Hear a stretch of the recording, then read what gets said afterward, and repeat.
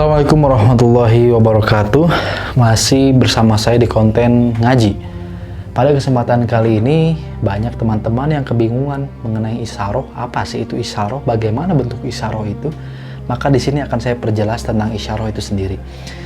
Baik, yang pertama, isyarah ini bisa datang kapanpun dan dimanapun.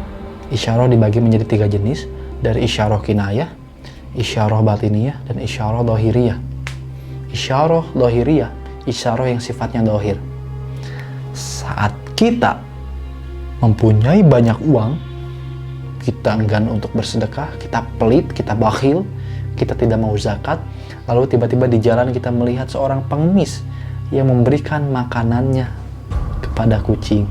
Seorang pengemis yang berbagi makanannya dengan pengemis yang lainnya.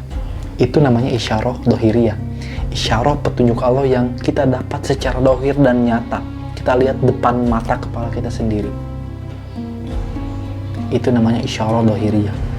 Saat kita mengamalkan ilmu, misalkan ya contoh, kita mengamalkan asma birhatihin misalkan, asma birhatihin. Lalu kemudian kok kita nggak kaya-kaya, apa yang salah, apa yang kurang dari kita. Tiba-tiba kita sedang ngopi di tempat ziarah. Di samping kita ada yang sedang ngobrol, ada yang sedang berceramah di samping kita. Menjelaskan penyebab rezeki itu seret, menjelaskan penyebab ilmu-ilmu yang diamalkan tidak tajrib. Di samping kita, saya pernah seperti itu gitu loh, sedang mentok ke dalam mengamalkan suatu ilmu, mentok. Tiba-tiba saya ziarah di Haruman, di samping saya, kan saya ngopi sendirian, karena saya memang untuk menggali ilmu-ilmu tertentu yang sifatnya personal, saya akan lakukan sendirian. Saya akan lakukan sendirian, dimanapun tempatnya pasti saya sendirian. Nah, saat beres ziarah, saya ngopi di warung tersebut, di samping saya ada yang sedang berceramah, mungkin dia ahli hikmah juga gitu, dia ngobrol bersama entah murid-muridnya, entah teman-temannya. Cuma memang cukup keras, suaranya saya dengar dengan jelas gitu, ucapan-ucapan kalimat-kalimatnya saya dengar dengan jelas. Dia menjelaskan beberapa macam penghalang di dalam hijab, penghalang di dalam batin. Begitu saya dengar, oh ini isyarah.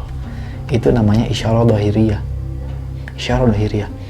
Saat saya bermimpi Habib Lutfi bin Yahya, buka Facebook, di beranda ada Habib Lutfi.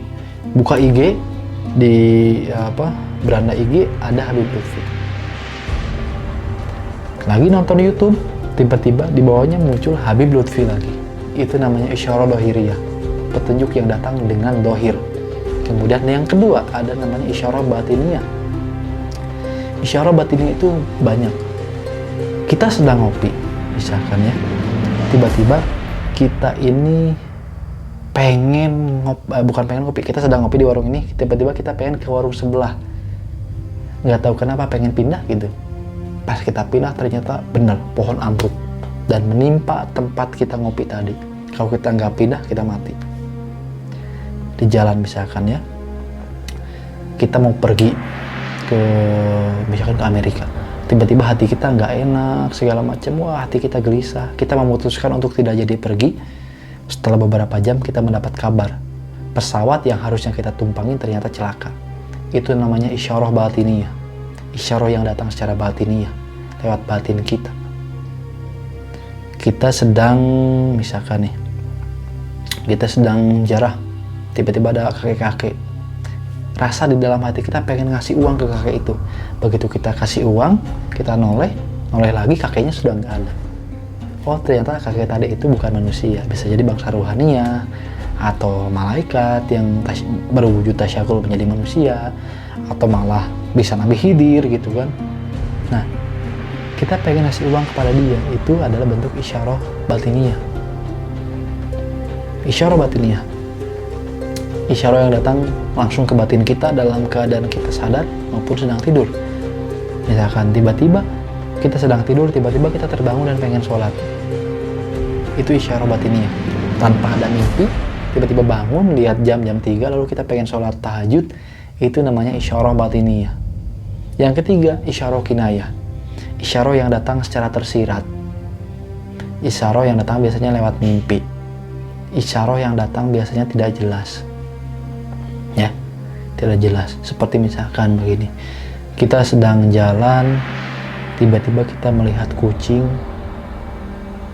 tengah jalan, Jalan, kita sedang jalan kaki, di tengah jalan ada kucing. Tengah jalan ada kucing yang sekarat kelaparan, dan kita saat itu sedang mencari sanak atau anggota keluarga kita yang hilang. Tiba-tiba kita melihat anak kucing yang kelaparan. Kita bingung menafsirkannya apa kan, karena tidak jelas maknanya. Ini namanya isyarah kinayah. Ternyata tafsiran itu berarti ternyata si kucing sekarat itu memberikan isyarat kepada kita bahwa anggota keluarga kita sedang dalam bahaya. Itu namanya isyarah kinayah, isyarah yang tersirat dan harus ditafsirkan. Atau bisa datang lewat mimpi, seperti Nabi Yusuf yang bermimpi matahari sujud, itu isyarah juga, sifatnya kinayah dan harus diterjemahkan. Makanya ada kitab tafsir dan ta'wil mimpi untuk menerjemahkan mimpi-mimpi tadi yang memang mayoritas mimpi itu isyarahnya sifatnya kinayah gitu. Jadi itu tadi tiga jenis isyarah, dan jangan sampai salah menafsirkan isyarah ya.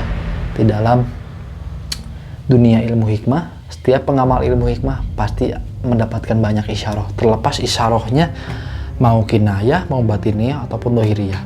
Oleh karena itu Anda harus punya guru yang benar. Karena si guru tadi akan mengarahkan Anda. Jangan jauh-jauh lah mengarahkan. Contohnya dapat mimpi ini maksudnya apa? Minimal si guru bisa menjawab dan menjelaskan. Gitu. Jadi penting banget punya guru ya. Sekian dari saya. Kita bertemu di video selanjutnya. Jika memang ada hal-hal yang ingin ditanyakan, ada hal-hal yang ingin saya bahas di konten ngaji, antum bisa forward pertanyaannya di kolom komentar ataupun ke Facebook saya Kusuma Said ataupun ke Instagram saya Sukma Gaib ya. Kita bahas satu persatu pertanyaan-pertanyaan yang membuat gundah gulana, membuat gelisah karena tidak dapat jawabannya. Insya Allah saya akan jawab sesuai dengan kapasitas saya, sesuai dengan kapasitas ilmu yang saya miliki gitu. Sekian dari saya. Assalamualaikum warahmatullahi wabarakatuh.